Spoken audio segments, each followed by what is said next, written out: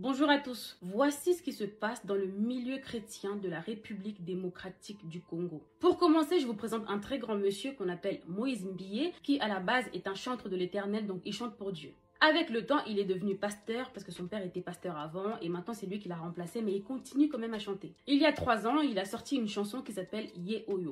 Ye Oyo, Bolingo Nanga, Ye Oyo. Cette chanson a fait un succès mondial. Quelque temps après la sortie de la chanson, la demoiselle qui joue le rôle principal dans le clip décide de venir sur les réseaux sociaux pour nous faire des révélations chocs sur le pasteur. C'est une demoiselle qui prie dans son église depuis très longtemps et elle nous dit qu'apparemment le pasteur couche avec elle depuis qu'elle est mineure. À cause de lui, elle n'est plus avec son fiancé. Elle dit qu'apparemment, je cite, le pasteur l'a fait avorter plusieurs fois et qu'à cause de ça, peut-être qu'elle aura plus d'enfants un jour dans sa vie. Il lui a fait des promesses comme quoi il allait la marier, mais que le pasteur ne tient pas à ses promesses, donc elle décide de porter plainte parce qu'elle se sent abusée. Elle dit que le pasteur a profité de sa faiblesse. Elle a donc porté plainte. Suite à ça, elle s'est fait menacer de mort. Sa famille était en danger, ses avocats étaient en danger. Au final, l'audience a eu lieu et devinez qui a gagné? Le pasteur. Bref, on tourne la page, mais on va revenir plus tard. Je vous présente maintenant un autre monsieur qu'on appelle Mike Kalambai, qui était à la base également chantre de l'Éternel, mais maintenant il est aussi devenu pasteur. Parce que oui, au Congo, beaucoup de chantres de l'Éternel deviennent pasteurs. Je ne sais pas si c'est par vocation ou c'est juste pour l'argent. Parce que quand tu es un simple chanteur, pour rentabiliser un peu d'argent, il faut d'abord faire des concerts. Et dans la communauté congolaise, les concerts, c'est un peu compliqué depuis plus de 10 ans avec les combattants, etc. Donc tant qu'à faire, on devient des pasteurs. Comme ça, tous les dimanches, on a l'argent de la dîme. Des fois, dans la semaine, il y a aussi culte. Donc, on se fait beaucoup de bénéfices. Bref. On revient sur le pasteur Mike Kalambai. Il y a quelques années, il s'est marié avec une magnifique Congolaise vivant aux États-Unis. Suite à leur mariage, elle déménage à Kinshasa pour aller vivre avec son mari. Ensemble, ils ont eu 2 enfants, ils étaient très beaux, un couple exemplaire, magnifique, jusqu'à là, tout va bien. Quelques années plus tard, sa femme vient nous faire des révélations rocambolesques dignes d'un film sans titre sur le pasteur Mike. Elle a fait un live où elle nous dit qu'elle est rentrée aux États-Unis avec ses enfants parce que sinon elle allait mourir. En gros, elle a fui pour se préserver. Elle nous dit que le pasteur Mike est un homme violent. Elle dit que le pasteur Mike l'a frappée pendant qu'elle était enceinte. Elle nous a montré des preuves en photo où on voyait son corps avec plein de blessures partout. Ça m'avait tellement choquée et touchée que je lui avais envoyé de la force en privé. Mais ce qui m'a blessée, c'est qu'il y avait des pros Mike Kalambai, des femmes, qui disaient oui mais on t'a frappé, mais qu'est-ce que t'as fait? Il est pas fou pour te frapper juste comme ça. T'as fait quelque chose. Tu es aussi pour quelque chose. Enfin, ça j'ai pas compris. Juste une parenthèse, non à la violence conjugale. Et s'il y a des femmes qui sont pour, j'espère que ça vous arrivera un jour, que ça arrivera à vos filles et que ça arrivera même à vos petites filles. Bref. Elle dit ensuite que le pasteur Mike sortait avec sa musicienne qu'il ramenait chez elle sans scrupule. Il draguait ses cousines à elle. Bref, elle en a vu des vertes et des pas mûres.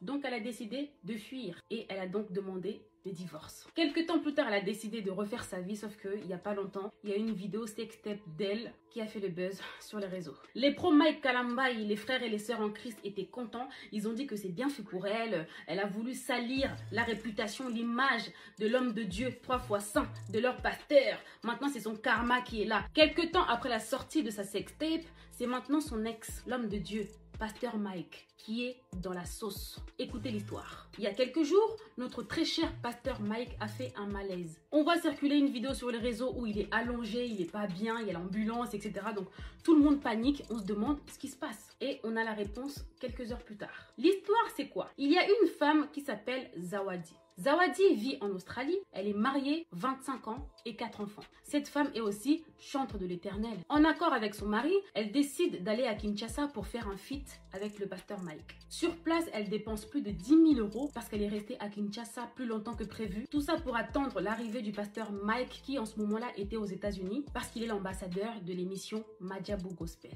Quelques temps plus tard, le pasteur arrive à Kinshasa. Gentiment, il invite la dame à aller manger chez lui. Ils ont dîné ensemble, elle a payé 1 500 $ pour le feat. Jusqu'à là, tout va bien. Un autre jour, ils vont au studio pour enregistrer le son. Après la séance, le pasteur la dépose chez elle. Sauf que quelques minutes plus tard, le pasteur lui envoie un message pour lui dire « Tu dors ?»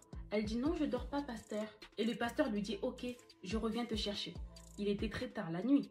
Et voilà là où les problèmes commencent. Il la récupère et pendant qu'il roule, notre pasteur demande à notre jeune femme de 25 ans qui était venue à la base pour un feat de lui faire une fellation. Elle dit qu'au début, elle n'a pas compris, ça l'a un peu étonnée. Mais finalement, elle l'a fait. Le pasteur roule, direction chez lui. Arrivé chez lui, qu'est-ce qu'ils font? Je vous laisse répondre. Ils font l'amour. Après, c'était devenu une habitude.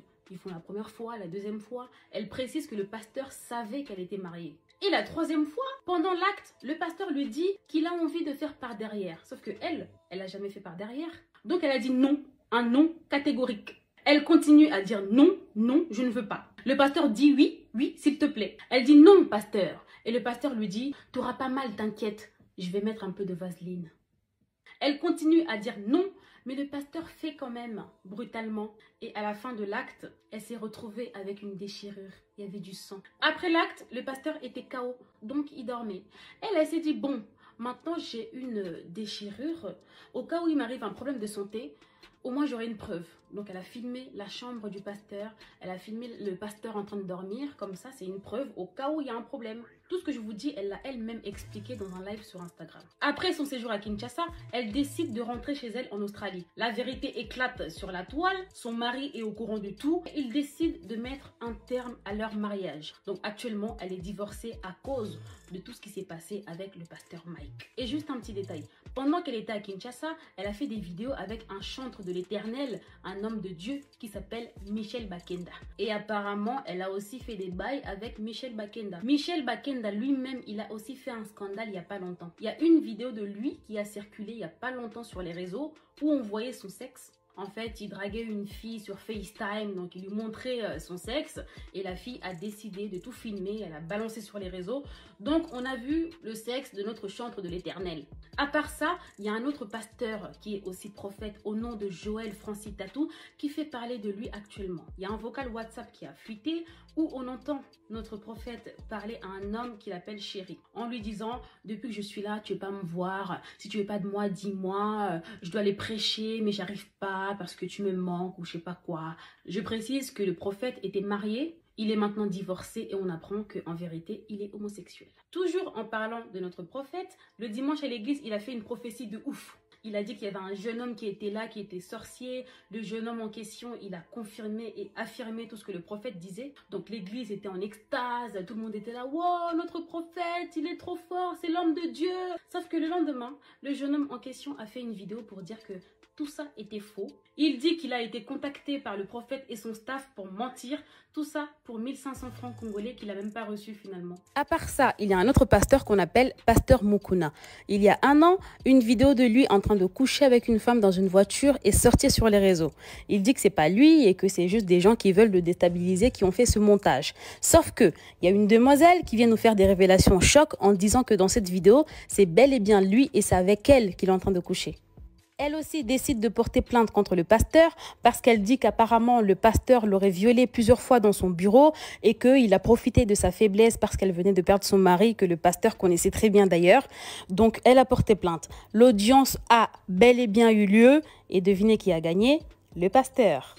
Et à part ça, il y a aussi un problème entre le pasteur Moïse Mbiye et le pasteur Marcelo. Apparemment, le pasteur Marcelo aurait invité dans son bureau la baby mama du pasteur Moïse Mbiye pour la draguer et lui proposer de monter un coup contre le pasteur Moïse Mbiye. À part ça encore, le pasteur Moïse Mbiye et le pasteur Mike Kalambay ne se parlent plus alors qu'avant ils étaient très potes. Suite à tout ça, le pasteur Moïse Mbiye a craqué et un dimanche à l'église, il décide de dénoncer ses ennemis pasteurs en disant que oui, il y a des pasteurs qui veulent me salir, ils appellent mes proches, ils appellent mes amis, ils leur proposent des voitures, des maisons, tout ça pour comploter contre moi, tout ça pour me salir, je vais les dénoncer, je vais dire leur nom, etc. Il a fait un post sur Facebook pour dire que jeudi, je vais faire un live où je vais tout dénoncer. Bref, finalement, après, il dit qu'il va pas faire le live. Bref, je suis fatiguée. Voilà un peu les histoires qui se passent actuellement dans le milieu pastoral congolais. Bon, les amis, cette vidéo est assez longue. J'ai commencé avec du soleil, là, il n'y a plus de soleil. Donc, je m'arrête là pour aujourd'hui. Je reviendrai avec une autre vidéo pour vous dire pourquoi j'ai décidé de faire cette vidéo et vous donner mon... Abonnez-vous et cliquez aussi sur la petite cloche de notification pour ne rien rater de nos prochaines vidéos. N'oubliez pas de partager aussi la vidéo et de la liker.